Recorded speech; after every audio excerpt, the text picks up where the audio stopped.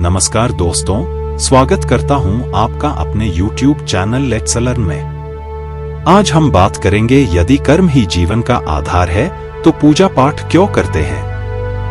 पहले हम कर्म का अर्थ तो समझ लें। कर्म क्या है? किसी प्रतिफल की इच्छा से किया गया कार्य। अगर व्यक्ति कर्म निष्काम भाव से यानी बगैर किसी इच्छा के या प्रतिफल के करने लगे तो वह व्यक्ति स्थिर प्रज्ञ होता है और ऐसा व्यक्ति लाखों में एक ही बन पाता है। भगवान कृष्ण ने गीता में निष्काम भाव से कर्म करने को कहा, लेकिन क्या कोई निष्काम भाव से कर्म करता है?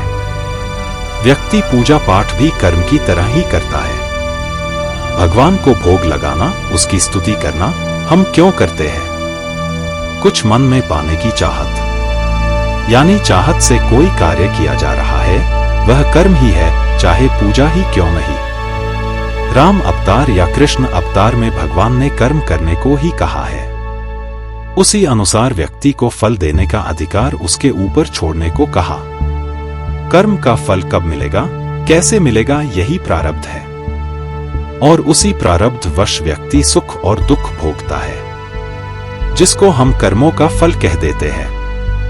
लेकिन कर्म फल की अनिश्चितता ही हमें भगवान की तरफ मोड़ देती है।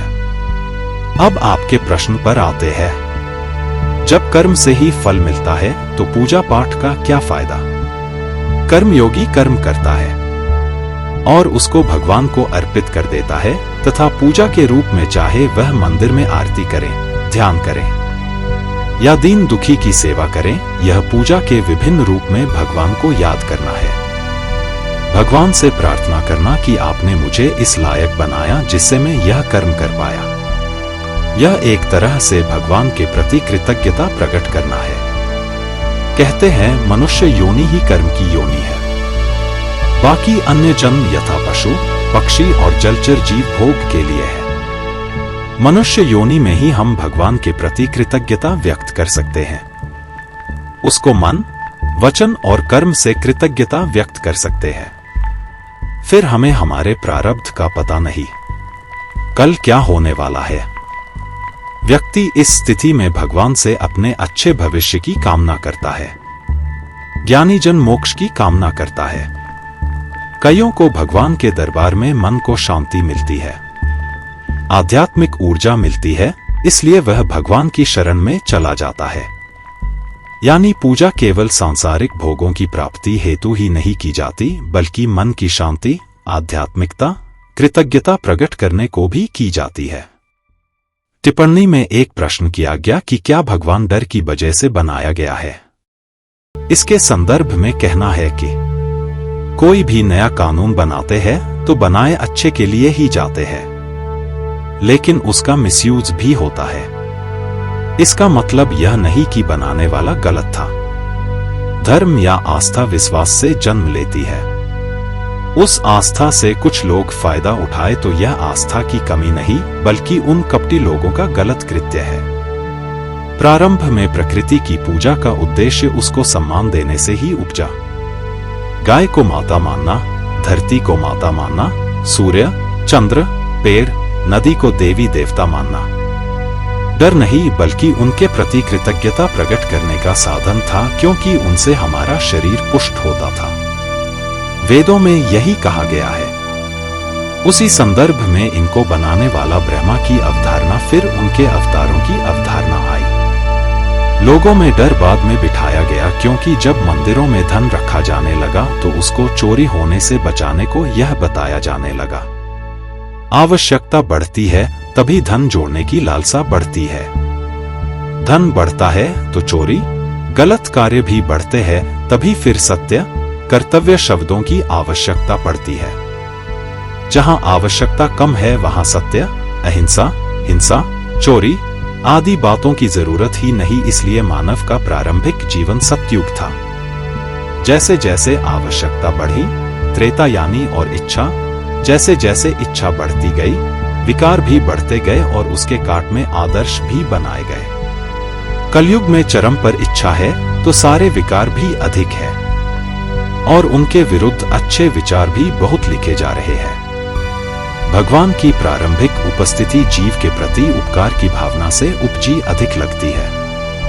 कर्म और पूजा पाठ दो अलग अलग पहलू हैं, लेकिन दोनों ही हमारे जीवन को प्रभावित करते हैं। कर्म हमारे वर्तमान जीवन का आधार है, जबकि पूजा पाठ हमारे भविष्य को आकार देने में मदद करता है।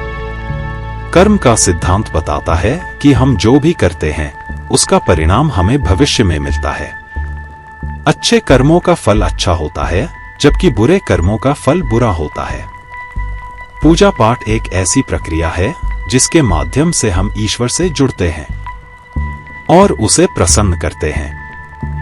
पूजा पाठ करने से हमारे कर्मों का प्रभाव कम होता है और हम अच्छे कर्म करने के लिए प्रेरित होते हैं।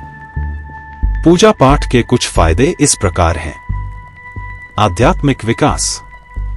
पूजा पाठ करने से हमारा आध्यात्मिक विकास होता है। हम ईश्वर के करीब आते हैं और उसका ज्ञान प्राप्त करते हैं। कर्मों का प्रभाव कम। पूजा पाठ करने से हमारे कर्मों का प्रभाव कम होता है। अच्छे कर्मों का फल और बुरे कर्मों का फल कम मिलता है। अच्छे कर्म करने की प्रेरणा मिलती है। पूजा पाठ करने से हम अच्छे कर्म करने के लिए प्रेरित होते हैं। हम दूसरों की मदद करने और दुनिया को एक बेहतर जगह बनाने के लिए आगे आते हैं। इस प्रकार पूजा पाठ हमारे जीवन में एक महत्वपूर्ण भूमिका निभाता है। यह हमें आध्यात्मिक रूप से विकसित करने, हमारे कर्मों का प्रभाव कम करने और अच्छे कर्म करने के लिए प्रेरित करता है। यहाँ पूजा पाठ के कुछ विशिष्ट लाभ दिए गए हैं। यह हमें शांति और आराम देता है। पूजा पाठ करने से हमारा मन शांत होता है और हम तनाव से मुक्त हो जाते हैं। यह हमें आत्मविश्वास देता है।